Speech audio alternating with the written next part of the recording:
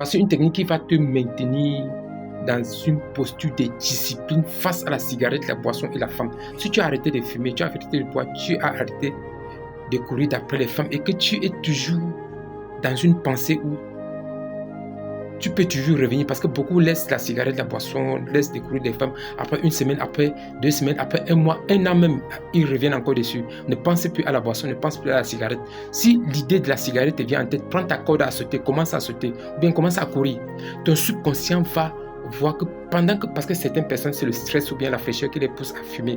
Maintenant, ton subconscient saura que non, quand tu as froid ou bien quand tu as le stress, c'est le sport. Donc, chaque fois, quand tu auras froid ou bien quand tu auras le stress, il va te pousser vers le sport. Et il peut créer les occasions si tu n'as pas les moyens pour pouvoir t'inscrire à une salle de sport. Il va créer les moyens. Ton subconscient va créer les moyens, des opportunités pour que tu aies de l'argent pour t'inscrire à la salle. Est-ce que tu comprends un peu? Maintenant, si tu penses à une belle femme, tu es peut-être un créateur, ou bien tu es un vendeur, ou bien tu es un homme d'affaires, tu es un entrepreneur, et que tu vois les femmes, les belles femmes, tu les apprécies pour leur beauté, pour leur intelligence, parce que ça va t'aider pour ton travail. Ton subconscient va toujours te pousser à rencontrer les belles femmes qui sont intelligentes, qui peuvent travailler, qui peuvent collaborer avec toi. C'est une technique très très simple, mais c'est une discipline que si tu fais ça pendant 30 jours et que tu ne penses plus aux femmes, tu ne penses plus à la boisson, tu ne penses plus à la cigarette, tu vas voir que tu vas totalement laisser et puis ça ne te dira plus rien.